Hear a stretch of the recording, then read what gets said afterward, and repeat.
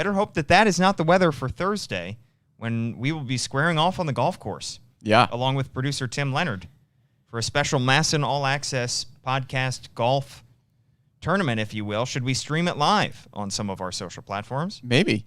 I don't know if it'll be squaring off against Tim. Tim will be playing golf, and you and I will be doing some rough attempt at golf. Look, my swing could use some work. I'll agree. However, I can hold my own. It's not as broken as I'm not going to hold my own against Tim. No. But, I'll score. Sure. Yeah. You'll score something. Yeah. So we'll try to get you some coverage. I know that's what people are hankering for. Right.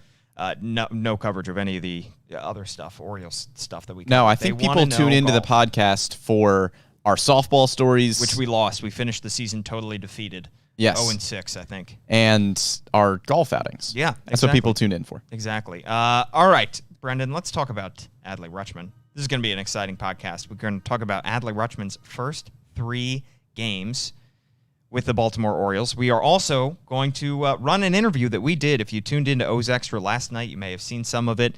We sat down with Orioles co-hitting coach Ryan Fuller. We're going to talk about all things hitting, his approach to hitting, his upbringing in order to get him to Baltimore, basically how he worked his way through the Orioles system, how the Orioles found him. And then we're going to talk about some of the Orioles' top prospects and what he's seen working with some of those guys. So it's going to be good stuff. But let's start with Adley Rutschman, Brendan. We've got 3-game sample size for Adley, and it still doesn't feel real. It still feels, you tune in, you see him in an Orioles uniform up at the plate, and it still feels like we're watching a spring training or exhibition game. Yeah, it's kind of surreal because my first year interning with MASN was the year that Adley got drafted. So pretty much the entirety of my MASN career so far has been Adley Rutschman in the minors. And then the fact that he's actually here and all of the hype that has been around him, just the amount of comments, of posts, of whatever it might be, of wanting Adley Rutschman to be here, it doesn't feel real that he's actually here. It's very strange. And he even, in that viral moment that we posted on @MASN Orioles, had to take a moment to soak it all in and to appreciate the moment. And Kevin Brown said it well when he was talking over that clip, saying, few actually take the moment. They say appreciate your first game, appreciate that moment, but he took a moment and turned around, looked at the crowd, and it looked like he was near tears. Yeah. Because of all of the hype, all of the time it's taken for him to get here, he's realizing his dream, and it starts now. And I think it was interesting because I feel like a lot of guys who get called up, it's kind of a business as usual kind of thing where, they come up to the majors and they act like it's no big deal that they're here. This is what they're expected to do. But for Adley Rutschman, it seemed like he was really taking advantage of the fact that he was here, and he was really excited about the fact that his family was here, that everybody was just so genuine. I mean, you could hear it from the fans. I know the stadium was not as packed as some may have expected, but I think the fans that were here were, it seemed like, to me anyway, Orioles diehards who were really loud and really vocal about their love for Adley Rutschman and the fact that he's here. Didn't he strike out in his first at-bat? He struck out in his first AB and got a standing ovation. Yeah, that'll tell you exactly what you need to know about the fan support here. And obviously, the fans are just happy to see him, and I think that they are going to be appreciative of him pretty much no matter how he does. He's going to get a honeymoon period.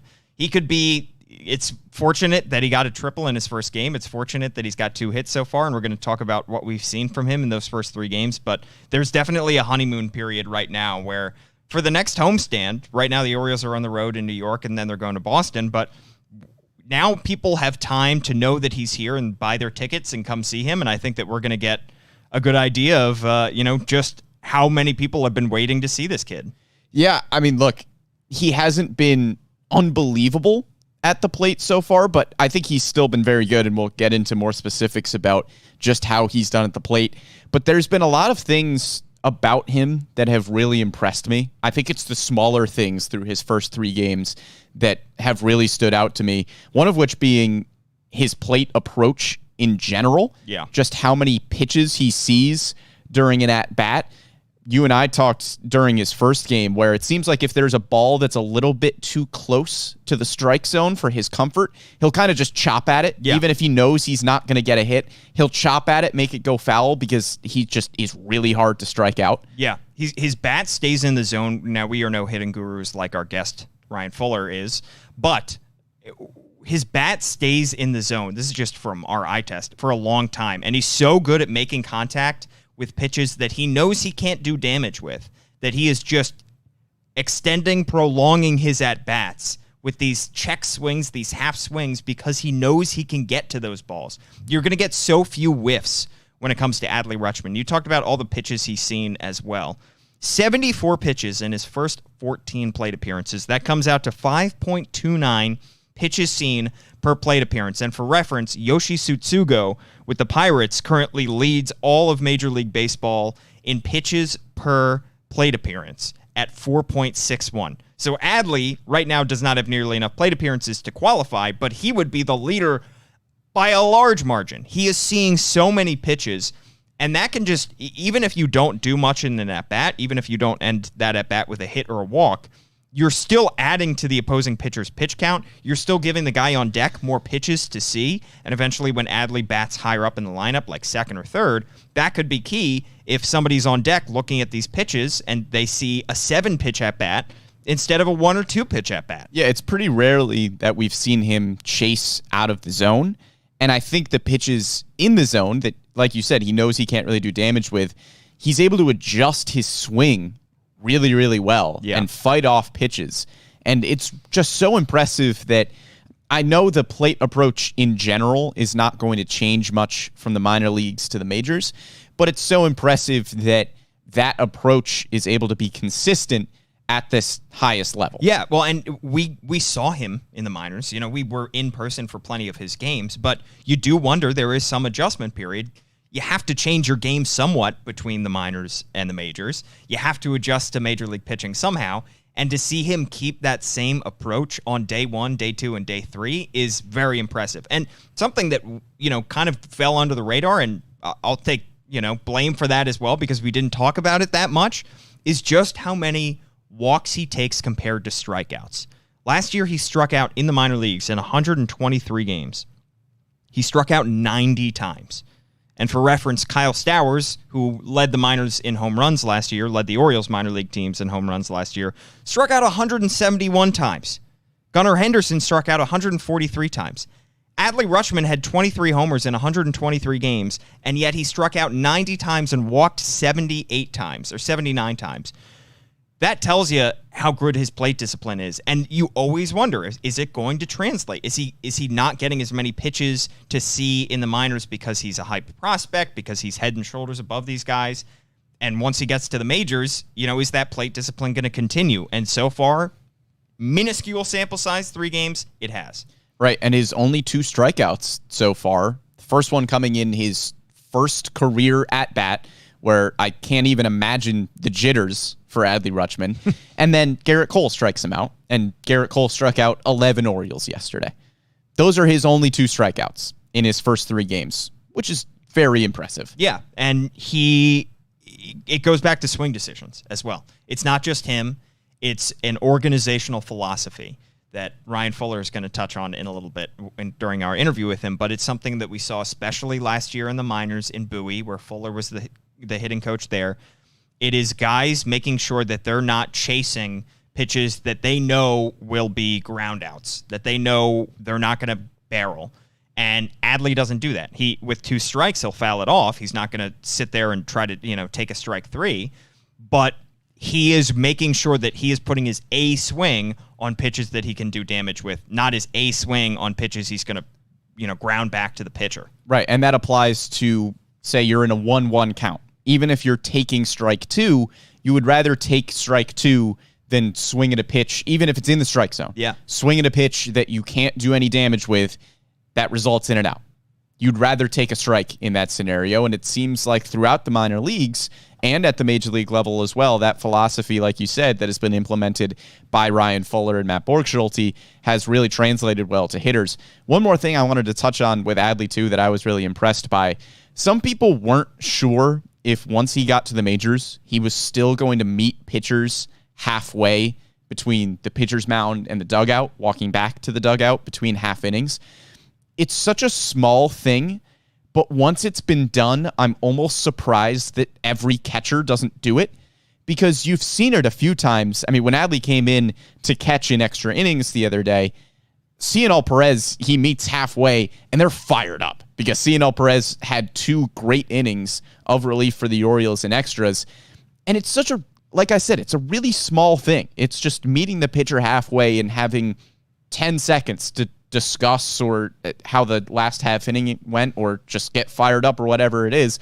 But it creates a camaraderie, it seems like, with the catcher and the pitcher. And for Adley Rutschman, who has just got here, and he needs to form that relationship with these new pitchers, it's a small thing that I think is going to go a really long way. Yeah, and it's not just after the good innings. It's not just after a strikeout. Right. It can help a lot after tough innings, where you're getting your immediate thoughts out, so that it's not like you're sitting and you're stewing about it and you forget pitch sequencing, you forget what you wanted to say to the guy. It's, here are a couple thoughts on that inning. What could we have done better? What should we have thrown a different pitch here, different location here? And it was great to see in the minors, because it was a lot of him running out and meeting DL Hall, him running out and meeting Grayson Rodriguez, battery mates that we expect to be in Baltimore for a long time. But for him to do it with every single pitcher means he wants to elevate their game just as much as they want to elevate his. Right. And like you said, it's surprising, I guess, that more players don't do it, but it's the major leagues. You know, guys have their own routine. They go about their own business their own way. They'll meet in the dugout. They'll talk about things. And for Adley, especially when he is going to be working with, right now he's working with a lot of pitchers that are older than him, a lot of pitchers that have played in the big leagues. He's just made his debut. But he's going to be likely behind the plate for Grayson Rodriguez's MLB debut, likely behind the plate for DL Hall's debut, and all these guys that are going to be coming up through the system. And so he'll be a slightly more veteran presence for these guys, and he can say, hey, I like that you threw that there, didn't like that you threw that here, you know, what could I be doing differently? And it makes everybody better. And that is the kind of stuff that we heard about Adley since he was drafted number 1 overall from Oregon State, is that he makes his teammates better. He's Captain America, they called him, because he checks every box, and he's just a legitimate face of the franchise type player. Again, he's got a lot of work in front of him to turn himself into that. But when he has those little aspects of his game that put him over the top and that make him so likable and so charismatic and want to make his teammates better, it makes you very excited about his future. Yeah, it's the makeup thing. Yeah. I mean, obviously, Adley Rutschman has the tools to succeed. He's a great fielder. He's a great hitter. We know all of these things. But it's the stuff you can't find on the box score that leads a lot of people to believe that Adley Rutschman is going to be a star in this league. And the things that we've seen so far, the plate discipline, the amount of pitches he's seeing per at-bat, even though he only has 2 hits so far, the going out to greet a pitcher between every half inning. We don't know exactly what he says to those guys. I'm sure it varies after every half inning. But even if a pitcher gets knocked around a little bit and Adley Rutschman just kind of jogs out and goes, hey, keep firing. Yeah. That's it. There's an expression in sports and in other areas of life, be the thermostat, not the thermometer. A thermostat sets the temperature, a thermometer reacts to things. And for Adley, we're noticing with Cionel Perez that he came out, he was fired up. If you look at Cionel Perez's last several outings, anytime he gets out of an inning, he's fired up. And for Adley to notice that, to see what makes Cionel Perez tick, to see what fires Cionel Perez up, and to mirror that, not mimic it, that mimic isn't a good enough word for that, but to take his energy and send it back his way, shows that he's going to have a different... You can't treat every pitcher, you can't treat every teammate the same way. You have to treat every guy individually. And I'm sure that fired up approach and that energy won't go well with some other guys, maybe some veterans that are more relaxed. That's probably not a Jordan Lyles thing. Yeah, probably not a Jordan Lyles thing. Yeah. So we didn't get to see it last night because Adley was just DH'd last night. People were asking why. It's just Adley's been catching a lot the past week. He's still ramping up. Yeah, keep in mind, even though he only caught one game for the Orioles that week, he had caught 3 straight games for Norfolk. Yeah. So the game that he caught on Saturday for the Orioles was his 4th or 5th time catching that week. Well, and he came in extras to catch right on Sunday's game. So he had already caught 4, kind of 5 times with those few innings he caught in extra innings. So that's why we didn't see him catch yesterday. But I think it's a good thing that Adley is jumping into this culture immediately, too, because the Orioles have a good thing going right now. They've won 4 of their last 5, 3 by walk-off. They just beat the Yankees last night 6-4. And so it's not like Garrett Cole Yankees 6-4. And it's not like you're asking Adley to come in and go change the culture, go set a tone and start winning, because that's way too much to ask of any rookie, regardless of how good or how hyped up that rookie is. The Orioles right now have a good thing going. You can tell the clubhouse is in a good spot mentally. They have the home run chain. They have the goggles.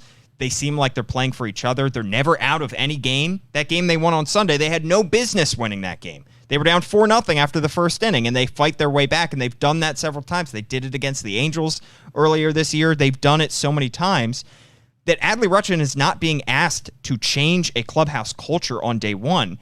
He's just blending. He's just fitting in immediately, and his energy is jiving with the energy of everybody else in that clubhouse right now. He's joining a clubhouse that's already excited about the future. Yeah. Because you and I mentioned last time when there was a lineup rolling out that, didn't have somebody like Rougned Odor in it who's a little bit older. Trey Mancini, I think, was the only hitter above the age of 27, 28. Yep. So it's already a young, exciting clubhouse with young, exciting talent. Some of these guys aren't as young as Adley Rutschman, obviously, but you have leaders like Austin Hayes, Cedric Mullins, Ryan Mountcastle, who are all playing really well, and they're still younger. Yeah. So that's still exciting because you can see a future realistically with guys like Austin Hayes and Cedric Mullins, and Adley Rutschman is just joining a clubhouse that already has a lot of prospects for the future. Awesome stuff, exciting stuff. I mean, we're just 3 games in, and it feels like a different team. It feels like it starts now. And even before Adley Rutschman got here, when they walked off the Rays for the 2nd time in a 3-game series, that was a stretch of Anthony Santander walk-off, Rougned Odor walk-off, Adley Rutschman debut, another Rougned Odor walk-off, and now you just beat Garrett Cole to that 5-game stretch. Yep. It's a heck of a stretch. It's going to be a tough week. They still play the Yankees a couple more times, and then they go to Boston. But exciting stuff. It's very difficult for any rookie to be thrown right in against 3 AL East opponents, all 3 of whom came into the season viewed as playoff, if not World Series contenders. Now the Red Sox are not performing as well. They have won 8 of their last 10 games. So they're going to get a hot Red Sox team next week, or later on in this week, I should say. So, he's getting his feet wet against some very, very good teams, some very good opponents so far, but it's a good test. Yeah, look, if there's one way, not that Orioles fans don't already love Adley Rutschman, but if there's one way to get fans to really believe in you and love you as a player, you get big hits against the Yankees and Red Sox in an Orioles uniform. That game on Sunday that he flew out to the warning track in the bottom of the 10th, I believe it was. Yeah. Man, I wanted him to. I know he ended up scoring the winning run, but boy, just if he hit a walk-off homer, a couple more feet too, and if he just hit the top of the wall, or he didn't have to reach the flag court, right, for him to walk that off. But that first home run is coming. Do you think it's hitting the flag court? His first home run? I think he gets his first home run before the next homestand. Do you? I think. Look, if Adley Rutschman. I think tonight is Jordan Montgomery, so if Adley Rutschman is in the lineup, he'll be hitting right-handed. But we know there's the short porch in right field in Yankee Stadium. True. The starter for the Yankees for Wednesday, I believe, is still to be announced.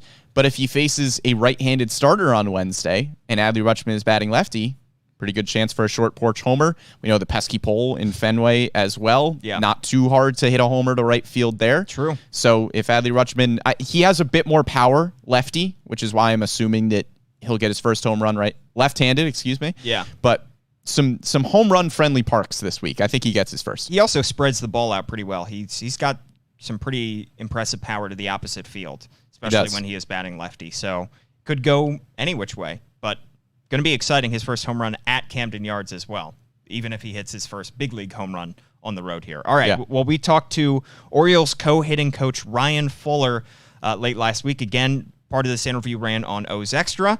A lot of good stuff that we discussed. How he got to the Orioles, how he has worked with this Orioles lineup, how he worked with them right before the shutdown or right before the lockout, and he gave some scouting reports on Adley, on Kyle Stowers, and on Gunnar Henderson. Take a listen. 3, 2.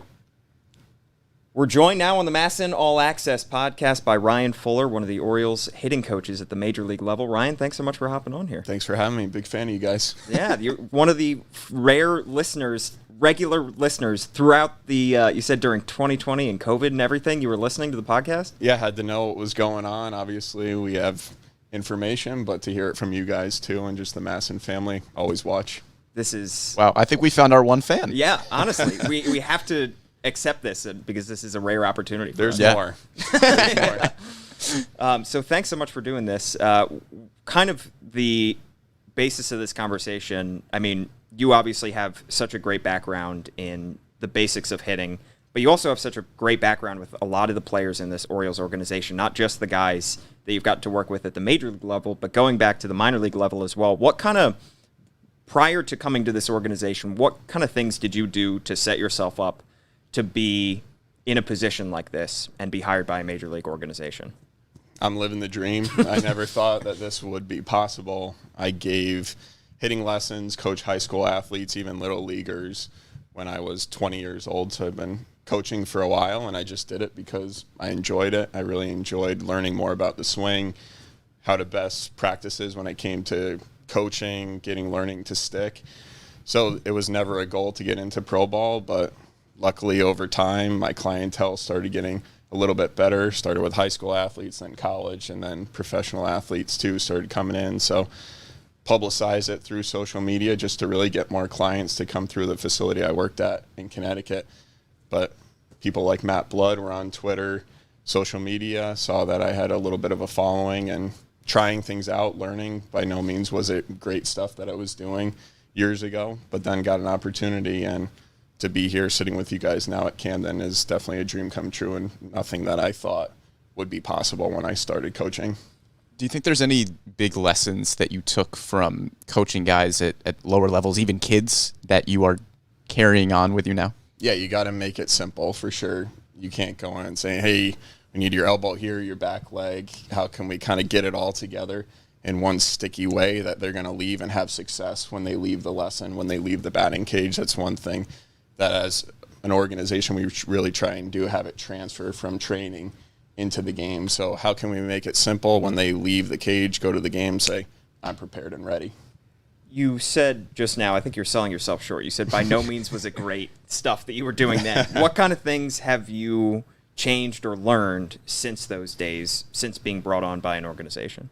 There's so many smart, intelligent people to learn from here.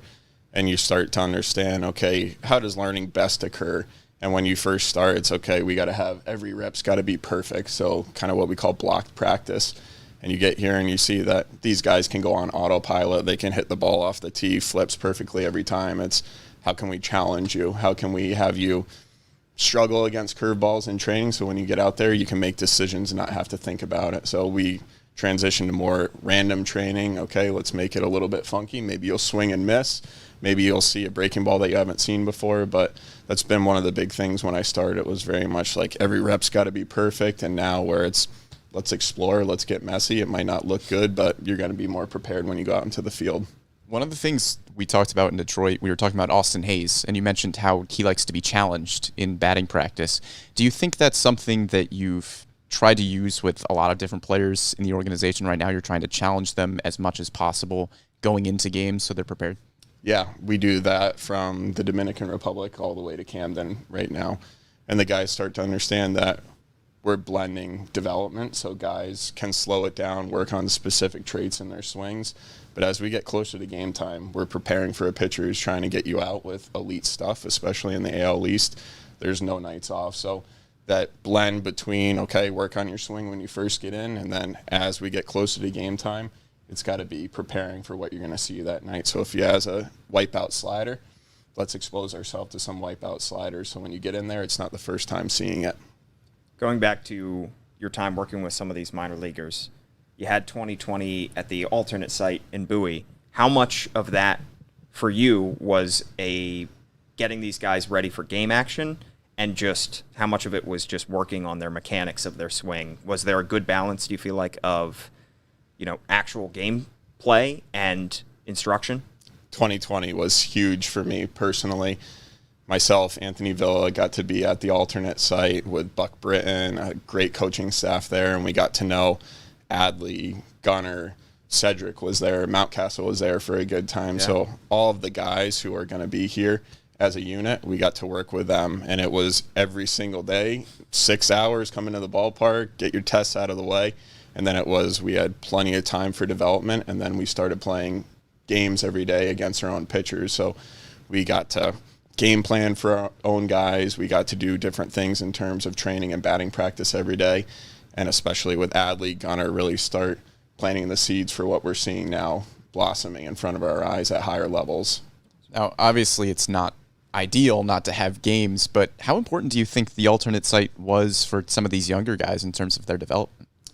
Gunnar was 18 years old there playing against major leaguers. That would never happen under normal circumstances. So although we missed a year of development in terms of gameplay, having an actual season, I think for Gunnar, Adley, those younger guys, it was a huge boon to development for them. And we could see that when they come up in spring training games, they feel like, I've seen this before, like I belong up here. So for them and for the coaches that were there too, it was huge for our development as well.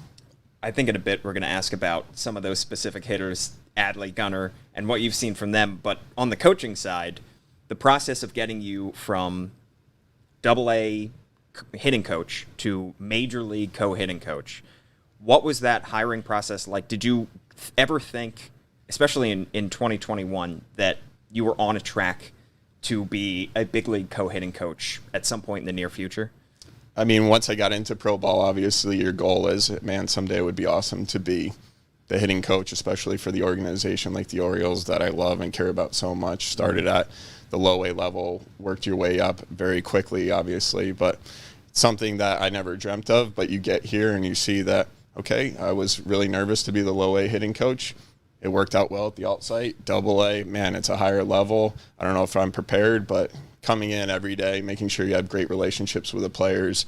I think Borgs and I and the whole hitting staff do a great job of being ultra prepared, having contingency plans set up. So coming in, you develop those relationships with players and they see you provide them value, and every day just trying to be really prepared for everything that comes our way. The co-hitting coach and the co-pitching coach, it's a growing aspect of the game. More and more teams are kind of adopting this approach because of the growing aspect of those games and the importance of instruction.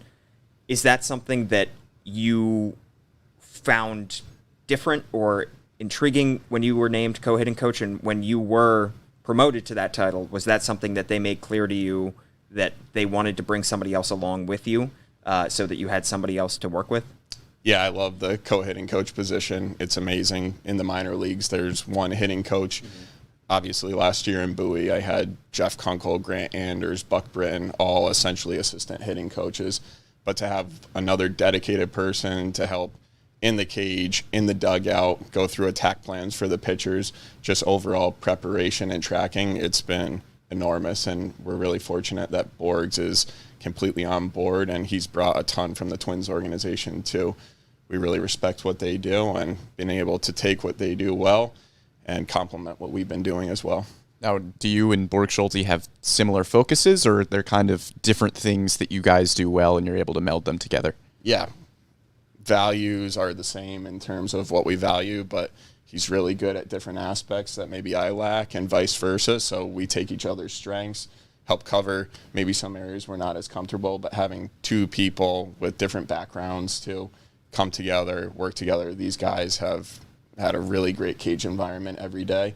If you need this, hey, go to Borgs. Hey, Fuller's good with this. So it's just two guys working together to provide the best environment for our hitters. What do you think your strengths are versus his?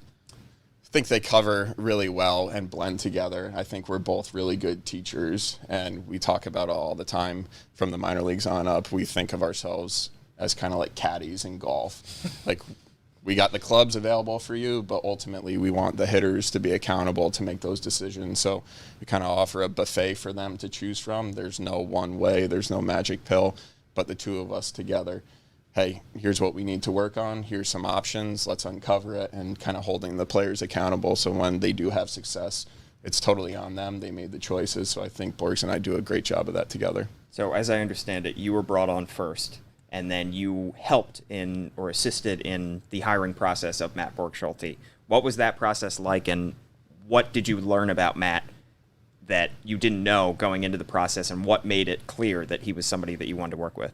Yeah, I'm very fortunate to be able to be a small part of that interview process and to meet some really great hitting minds.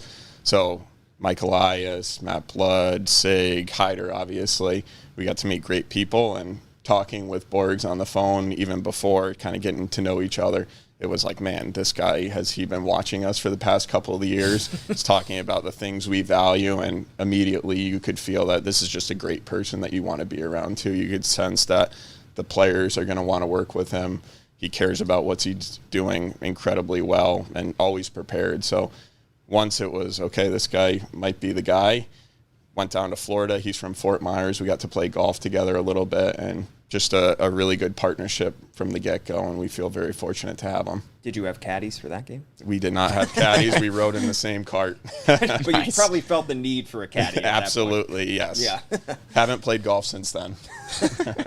So obviously you are a younger coach. What's it like for you having somebody like a Trey Mancini, who's an older veteran presence in the clubhouse, a leader on and off the field? How helpful has having him been for you? It's huge. It's a small world. Trey and I played against each other in college when I was at UConn and he at Notre Dame.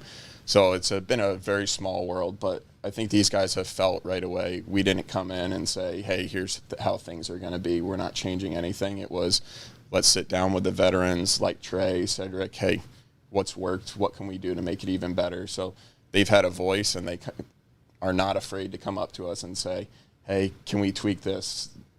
No problem. So we really want them to feel like this is their hitting department. If there's things they value, we're going to keep doing it. So guys like Trey have been huge with that. Was that kind of your initial focus of wanting to get the veteran guys in the clubhouse to really buy into what you guys were trying to do?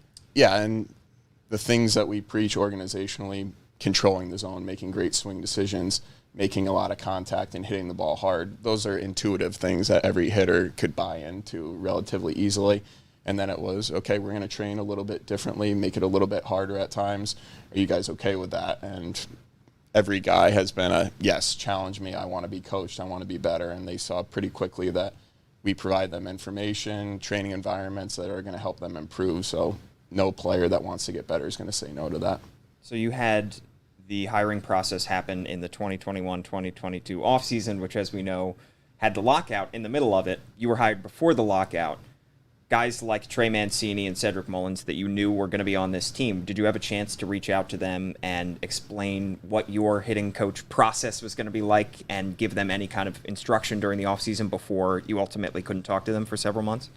We obviously wish the lockout didn't happen. Borgs and I had flights in mind going to see Cedric, Trey, getting guys together in Florida to be able to work with them and really just spend time with them, get to know them really well.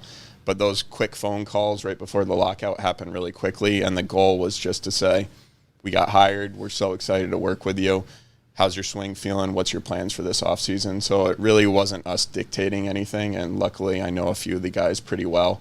So going in, it was just touching base. We're thinking about you. We don't know how long this is going to be, but when you come back, we're going to sit down, make a plan, and we're going to get after it right away. And that you obviously could talk to guys who were not on the 40-man roster. Did you take advantage of that? Absolutely. We had a mini camp in January with some of our minor league hitters, Kyle Stowers, Pat Dorian, Adley, those guys.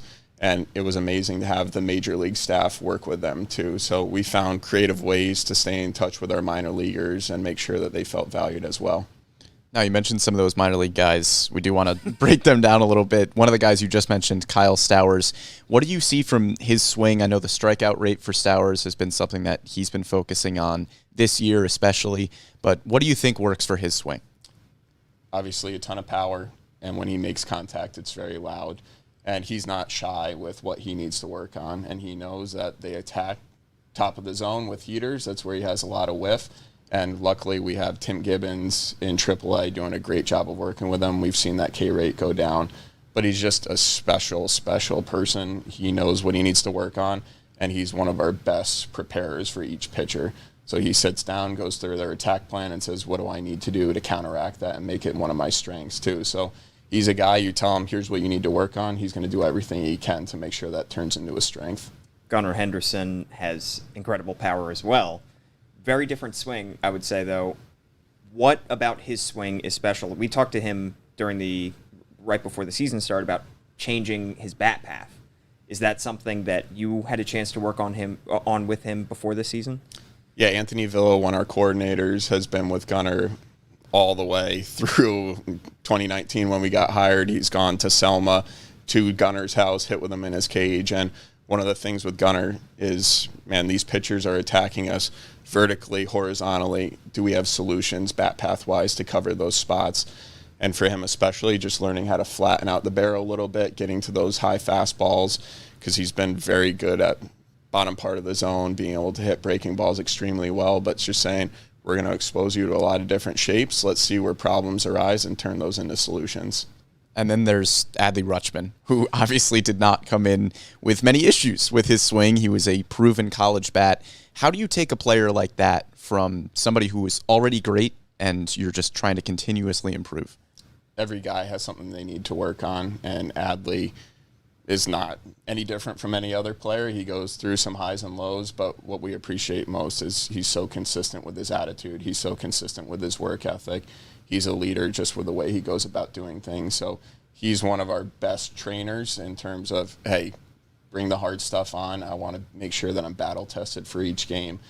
And you go in and you just say, here are the things we think you need to work on. We're going to track these numbers. We want you to take a look at every month and say, hey, it's trending up. Great job. Trending down a little bit, make some small adjustments. But for him, it's just kind of small adjustments as you go through. And Adley knows it's a process. We're not looking for nightly results. We're looking to develop long-term. He's done a great job with that in the minor leagues. Ryan, you're a listener to the podcast, and you obviously, players read about themselves. They watch stuff about themselves. You hear us talk about hitting, and we don't know a fraction of what you know about hitting. And we're throwing out terms like exit velo and that kind of stuff that are buzzwords, and we know a little bit about it. But what are some of the words that should be in our lexicon? What are some of the things that we should be talking about that we're not talking about, where you're listening to the podcast or you're watching something or reading something and say they're not getting the complete story here, there's something deeper going on? What kind of stuff is under the surface that you think we maybe should be talking about? Sure. As an organization, we value swing decisions. That's the first start of the process before you can make hard contact, hit doubles, hit balls out of the park. It's got to be really good at selecting the pitches to pull the trigger on and what to say no to. So we have swing decisions that we look at. We value chase rate a ton, obviously getting that down as much as we can. And then hard contact, we know if we're making really good decisions on the pitches to hit, hard hit rate's going to be up. And then we really try and live in that line drive range. Like, how close can we be to 20 degrees launch angle? If we miss a little low, still a base hit, a little bit higher, opportunity to hit extra base hits. So we look at all the swing decision metrics, chase rate, in zone whiff, how can we cut that down? Those are some of the metrics, but really it goes down to control the zone, hard contact, doing damage. So if somebody was just to look up a player on Fangraphs, for example, if we're preparing for a podcast looking up a player's stats, what are some things that we should be looking at that would indicate that a player is having good swing decisions and doing what you want them to be doing? Low chase rate for sure, and then we look at the meatball zone too. We know that hard hit rate is right over the middle part of the plate, regardless of year player. We know that mistakes over the middle get hit hard. So are they swinging at those pitches, and when they're swinging at them, are they doing loud damage on them? Those are some of the places that we start, but obviously every player is going to be different, and the things to look at are going to be different as well.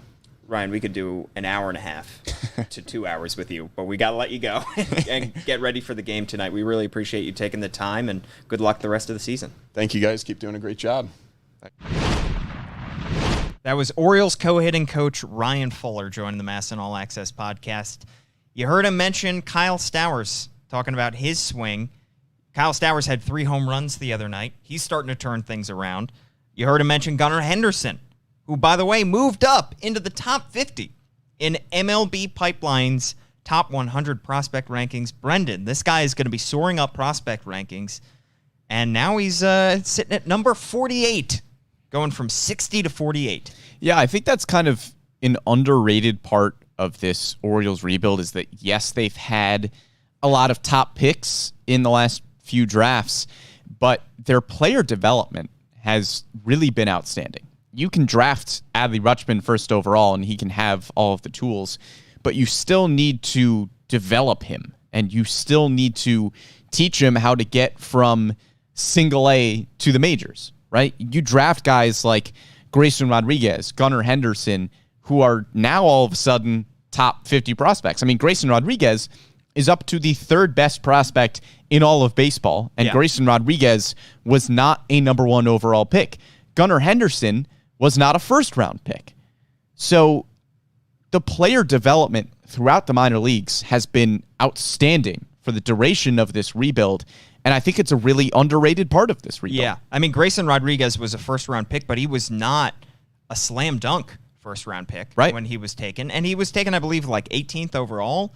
So not all of those guys end up being top prospects, and there's only one top pitching prospect in all of baseball right now, and it's Grayson Rodriguez. Could have been, and it could have been Jack Leiter. Could have been any one of these top pitchers that were selected early on. So it is the development. I think Mike Elias called Gunnar Henderson a flagship player for their program, basically explaining how, you take a high school bat like that, it can go any number of ways. It's not like he's on a path to stardom simply because he's a high school bat who is signed over slot. You have to put in the work to develop this guy. The guy has to buy in as well, and Gunnar Henderson has done an incredible job at that.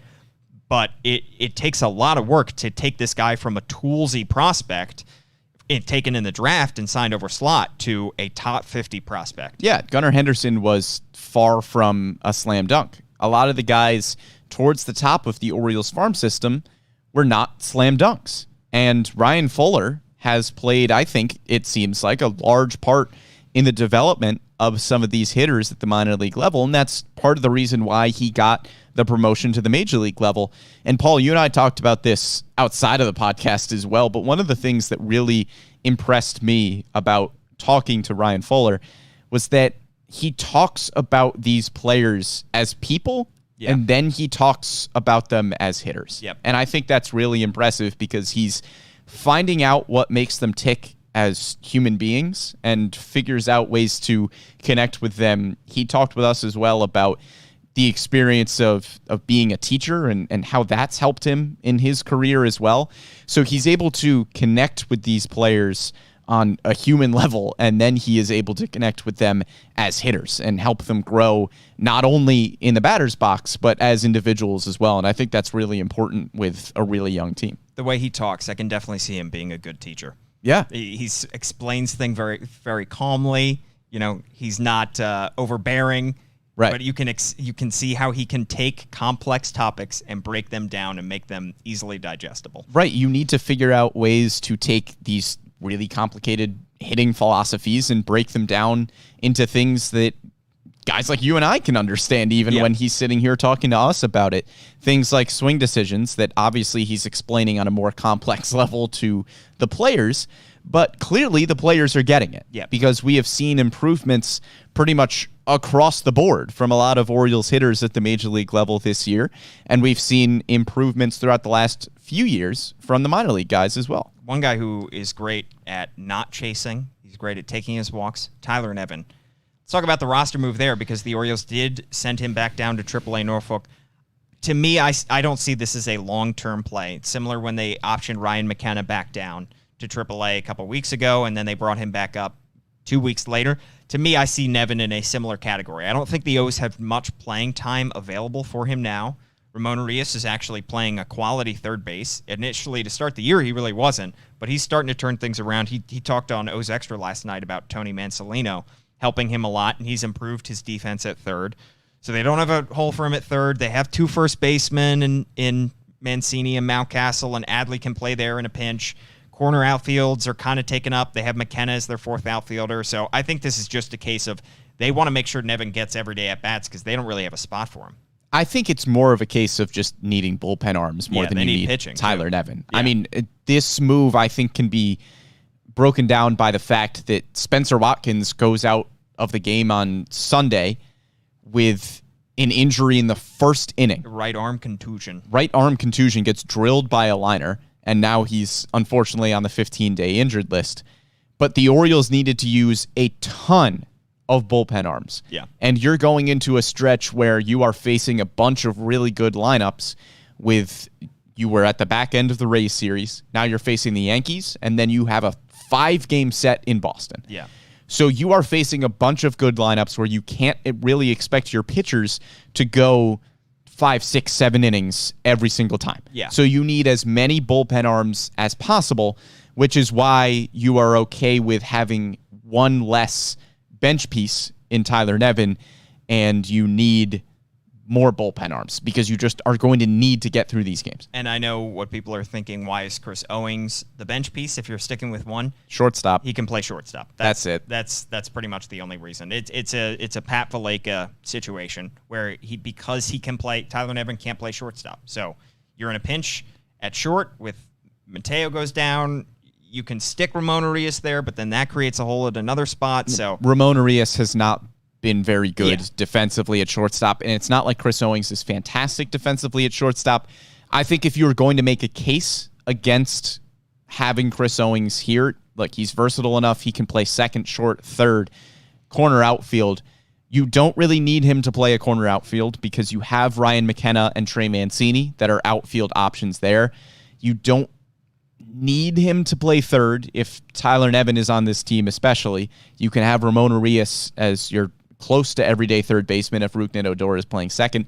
So you have enough depth at second and third. Where you don't have depth is shortstop, and I think you can make a legitimate case that Richie Martin hitting, I think, close to 290 at AAA Norfolk, 3 years younger than Chris Owings, is hitting well, would probably be a better option. I think that is more of a legitimate discussion than a Tyler Nevin versus Chris Owings. And it comes down to the permanence of removing Chris Owings from the roster because he's out of options. You have to be prepared to lose him permanently. Whereas Tyler Nevin, you can option him back down. He's got plenty of options. Call him back up in a week or two. Whereas if you are ready to move on from Chris Owings, you got to be prepared to lose him via a waiver claim. I think we'll see Tyler Nevin in a week because right now you are carrying as many pitchers as possible because of how many guys you had to use in place of Spencer Watkins.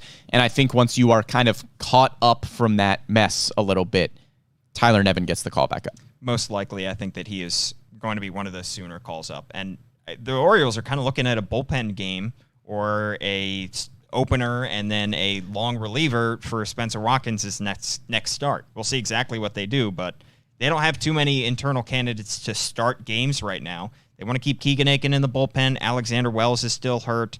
Dean Kramer made his way back up to AAA Norfolk. Maybe they're ready to stretch him out, but it seems a little early. You would have to see if Dean Kramer is healthy enough. I don't think he's pitched more than, 3 or 4 innings through his rehab starts? It's probably going to take a little bit more time for him, so they don't really have a great candidate right now. Zach Lowther's not pitching great in AAA, so they're looking at as many bullpen arms as they can. That's why they sent Mike Baumann back down after he was good, is because they need somebody who's fresher. Right. They just need a fresh arm who's ready to eat some innings, like Jordan Lyles, 8 innings, gobbled him up, 117 pitches last night. Yeah, my best guess for that Spencer Watkins start is maybe we see Mike Baumann go 4, try to have him there, and then maybe Keegan Aiken bounces off of him. Or maybe they just start Brian Baker again. Yeah, that worked out pretty well. Brian Baker goes, I think, 2+ innings, worked into the third, and then Keegan Aiken works 3 or 4 innings.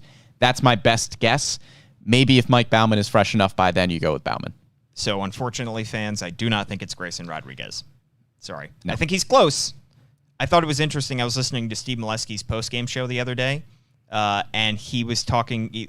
he talked to Mike Elias, and Elias was talking about how Grayson Rodriguez came into camp a little bit off kilter, he said, in terms of his mechanics, and that he needed to get right back on track. And maybe that's part of the reason that Grayson was not unbelievable through the first month of the season, and now we are seeing unbelievable Grayson Rodriguez. So they're going to give it a little bit more time, but they're still kind of being careful with him. I don't think they're going to ever have him throw 100 pitches this year, or if they do, it's going to come in August or September. So even when he comes up, they're going to keep him on a pretty strict pitch limit. Yeah, I would guess that it'll still be a few weeks before we see Grayson Rodriguez. Yeah. It's the Kyle Bradish thing again. We talked about the beginning of the season when John Means gets hurt. You had a clear opening in the rotation for Kyle Bradish, but you weren't going to rush the blueprint. Yeah. You weren't going to rush Kyle Bradish to get to the rotation solely because you had an opening due to an injury. Yeah. You are certainly not going to deviate from the plan with Grayson Rodriguez just because Spencer Watkins goes down. Yeah. Look, that wasn't going to change whether or not there was a rotation spot for Grayson Rodriguez. Whether Spencer Watkins is healthy or not, he's probably getting the boot for Grayson Rodriguez. Exactly. Either way. Exactly. Well, when we see Grayson, we will be excited, and we will do pretty much just as much coverage for Grayson Rodriguez's MLB debut that we just did this past weekend for Adley Rutschman. That just about does it for our podcast today. Of course, you can listen on all of our Spotify, SoundCloud, Apple Podcasts, Google Play, all the good podcast platforms. You can listen to us. You can watch us on YouTube and on Facebook. At Brendan Morty is Brendan's Twitter handle. I am at Paul Mancano. Thank you to Tim Leonard making his producer debut here on the MASN All Access Podcast. Hope to work Tim more into the mix as the season goes along as well. Thanks so much for tuning in wherever and however you are tuning in, and we will catch you next time.